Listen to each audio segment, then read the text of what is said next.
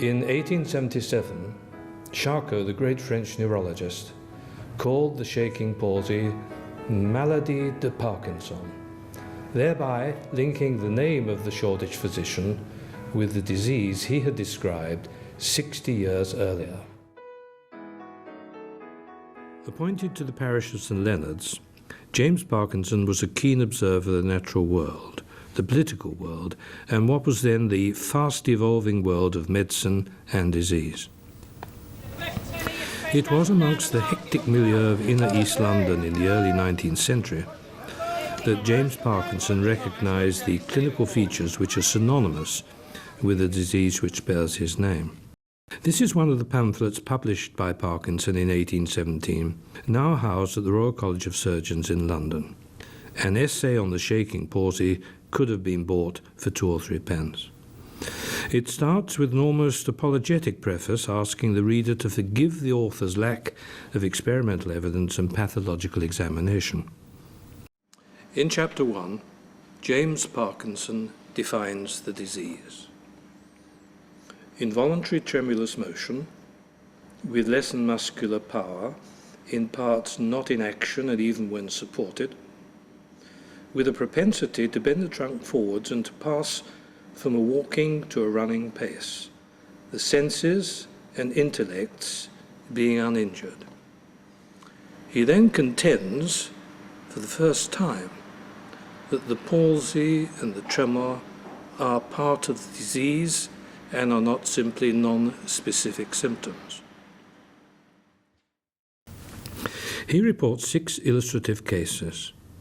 3 were patients treated in his own practice in Hoxton Square.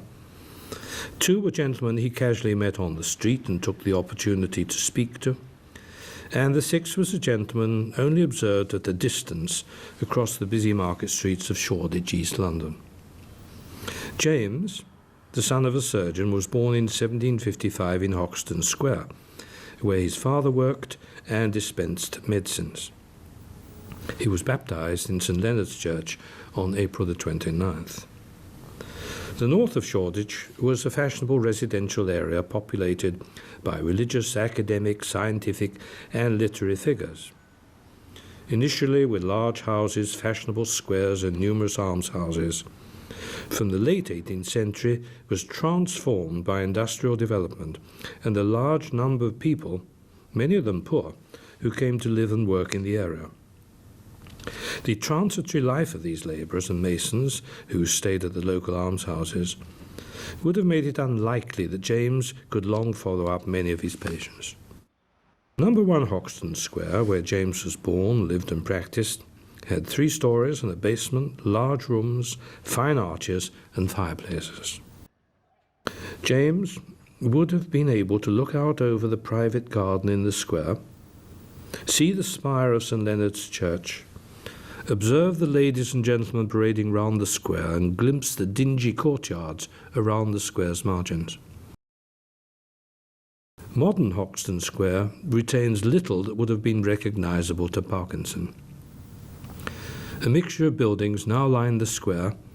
Number 32 has been restored, while 31 and 37 retain traces of the 1680s original houses. The central garden was made into a public park in 1916. It's only a short walk from Hoxton Square to St Leonard's Church, where James was married in 1781.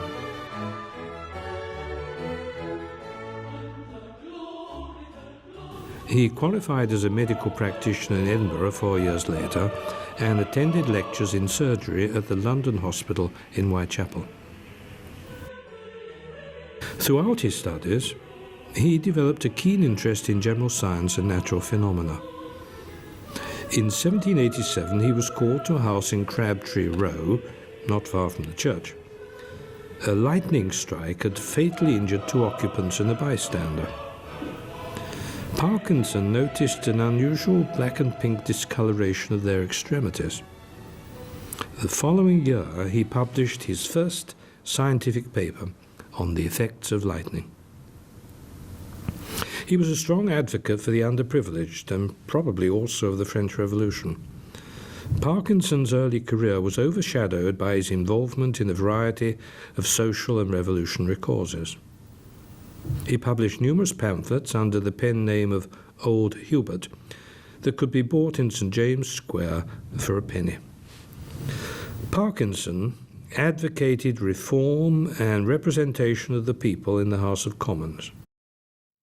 He was a member of several secret political societies, including the London Corresponding Society for Reform of Parliamentary Representation.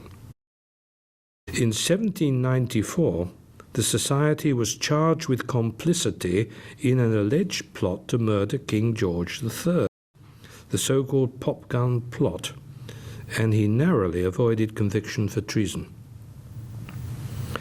In 1799, James was elected by the local parishioners of St Leonard's to fill the post of trustee for the poor for the liberty of Hoxton.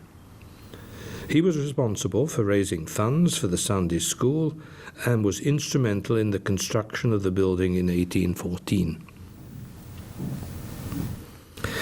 Even with his mounting responsibilities, Parkinson was able to develop his interest in paleontology and geology. He frequently visited the collection of natural artifacts and fossils left to the newly established Royal College of Surgeons in Lincoln's Inn Fields by the surgeon John Hunter. The college was formed in 1800 after receiving the Royal Charter, and the original building which housed the Hunterian collection and library was constructed here in 1813 but was rebuilt in 1833. In 1804, James published the first volume of his best-known geological work, Organic Remains of the Former World. The cost was 10 guineas, and it was soon considered one of the leading references in paleontology, and will have no doubt been an important reference for Charles Darwin's observations half a century later. Many of the fossils collected by Parkinson are still housed at museums around the country. Two oolite fossils, the crinoid Apiocrinus parkinsoni and the ammonite Parkinsonia parkinsoni, have been named after him. It was here, in Great Queen Street, Holborn, that in 1807 the Royal Geological Society was born over dinner at the Freemasons' Tavern. James was one of the founding members at that dinner, although the tavern is long since demolished. It was replaced by a larger building originally called the Freemasons' Tavern, and now known as the Connaught Rooms, where in 1863 the Football Association was founded and the rules of the beautiful game formulated. As part of his responsibilities to the Parish of St Leonard's, James Parkinson attended the local madhouses. Barnes House, from where we get the word balmy, was established in the 15th century and later expanded and renamed Whitmore House. Holly House, now incorporated into St Leonard's Hospital. Hoxton House, part of which remains in Hoxton Street, is 200 metres from where James practiced. In 1810, he was asked to consult on a patient in nearby Exmouth Market, who was thought, incorrectly, to be mad, and was incarcerated against her will. These experiences moved him to write the manuscript, Madhouses, Observations on the Act for Regulating Madhouses, in which he attempted to distinguish disorders of memory, dysphasia, and true madness. He campaigned for the introduction of stricter safeguards for the patient and the doctor involved in certification of insanity, and suggested for the first time that two independent physicians and the justice of the peace be required to certify insanity. In 1824, he published his last medical paper with his son, Dr. John Parkinson, on the treatment of infections and typhoid fever. John later collected and edited his father's early shorthand notes from his days as a medical student, and this collection was published in 1833 called Hunterian Reminiscences. In 1822, he was the recipient of the first honorary gold medal of the Royal College of Surgeons. James retired and moved to 3 Pleasant Row off Kingston Road. In his final years, he concentrated on his geological interests.